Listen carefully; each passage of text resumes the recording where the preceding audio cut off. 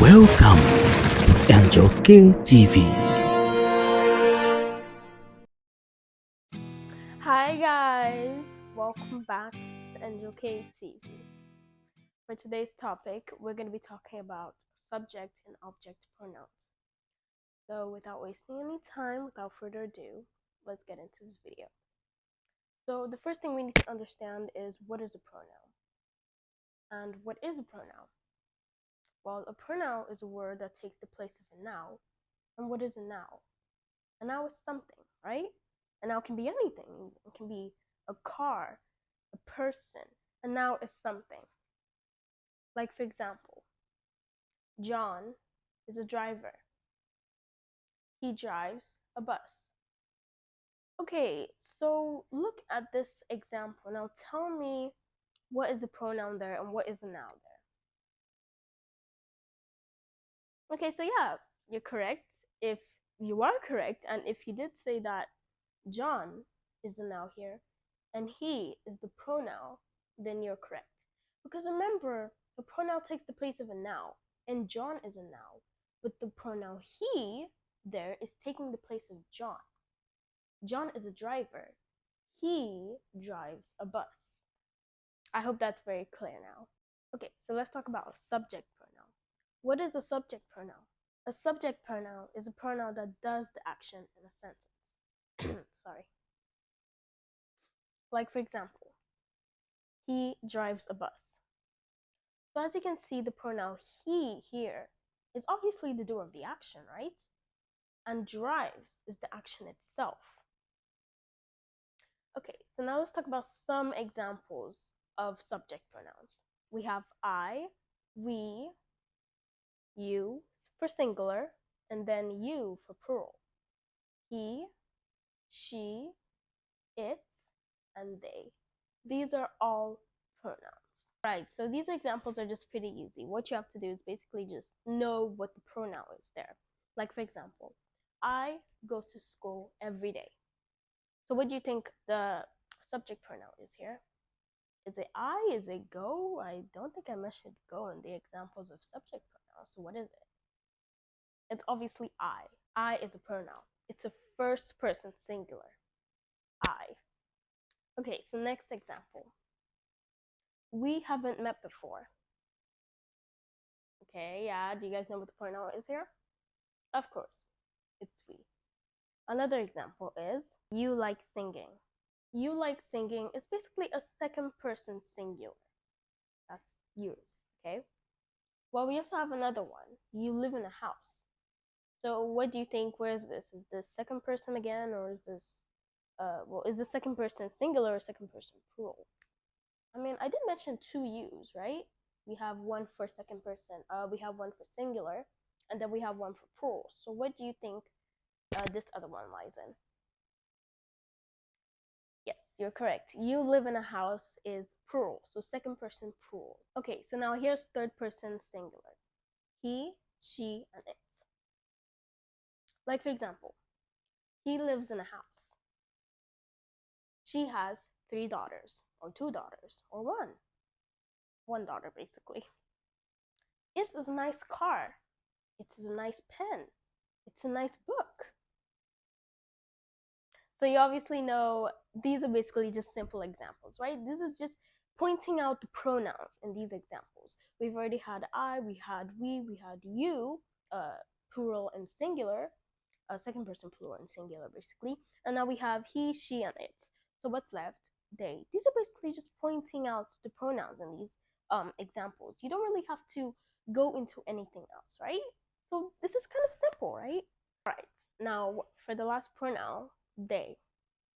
They speak Italian. You obviously know the pronoun here because I basically just told you guys. They is in the category of third person plural. Alright, so let's talk about object pronouns now. Now, an object pronoun is basically the receiver of an action or verb. Because you know a verb is an action word or a doing word, right? Examples. Examples like me, you, him, her, it, us, you, and them. Like, for example, he called me yesterday. So can you guys tell me what the pronouns are in this situation, whether it's subject or object? What are the pronouns? And of course you can also tell me what's going on in this sentence. What are the major things we're looking for in this sentence? Okay, so now that you guys have your answers, hope you guys did good. Now the pronouns in these example or in this sentence, he is from the subject pronoun while me is from the object pronoun. I remember he called me yesterday. Remember, we are looking for the action because it's receiving, the receiver. So who is the receiver in this situation? Me, right? Me is the receiver in this situation. He is basically the caller, the doer of the action, right? So that's a subject pronoun. He is a subject pronoun, and an object pronoun is me in that sentence. And what is the action there? Called. Called is the action there, right? Exactly. He subject pronoun. He subject pronoun, aka the doer, called the action. Me, the receiver. All right, so now let's get into some more examples. I like you a lot. Okay, so can you guys tell me which one's an object and which one's a subject pronoun? Remember, we saw I in the last previous subject pronoun, right? While object pronoun, we only have me, him, her. We have you, of course. You is actually there. We have it as well. It just remains the same, kind of like you as well. And if you really do think about it, the only differences is that it and you is in both object pronoun and subject pronouns. The rest of them are different. They've changed some way. He, him, she, her, they, them. Okay, so with that in the corner of the perspective, what do you guys think, is the subject and is the object pronoun here? Okay, so you is the object pronoun in this situation. I is the subject pronoun in this situation. And of course, it's not only because, you comes lastly or something like that. Remember, it's the receiver, right? So it's not only because you is, an object pronoun, because you is also a subject pronoun, right? So it could be both ways. You don't want to get that confused, okay? I don't mean to confuse you guys, but it's not, it doesn't work that way. Okay, so what you need to remember is that object pronoun is the receiver of the action, while the subject pronoun is the doer of the action, okay? So it's not like it's about anything that comes first or anything that comes last. It's about the receiver and the doer of the action. It's mainly about that, okay? There are also some few tips that I'm going to share with you guys at the end of this video. Okay, so as you guys know, I is basically subject pronoun. We'll use the object pronoun because it's receiving the action, right? I like you a lot. I like you. I'm telling that to you, right? I like you a lot. I like you. You're the receiver. I'm the doer of the action. All right, so let's take more examples to make things more clear. I see him every day. I see her every day. Now, of course, something to notice here is that both him and her are definitely object pronoun examples. Because, like I said in the beginning, him, her, it's, us, they're examples of object pronouns. And of course, it's not only about that again, it's about the receiver, okay? The receiver and the doer of the action. But of course, it does play a major role because you can't say that I see she every day. That doesn't even make sense, right? Yeah, it doesn't make sense because that's supposed to be in a subject pronoun example, not an object pronoun example. So it doesn't even make sense either way. Okay? So don't get it confused that way. There are definitely many ways you can tell the differences, actually. Just don't get it confused in any way like that. I found it in the closet. I'm the one that found it, right? I'm the doer of the action. It is just it's not a living thing, but still I'm the doer of the action. That's the important part, right? I'm the one that found it, basically. Next one. They invited us to the concert. Okay, so they is there. We've seen, yeah, we can already tell the difference because remember we talked about they in subject pronouns. We use the word they, but in object pronouns we're using them, right?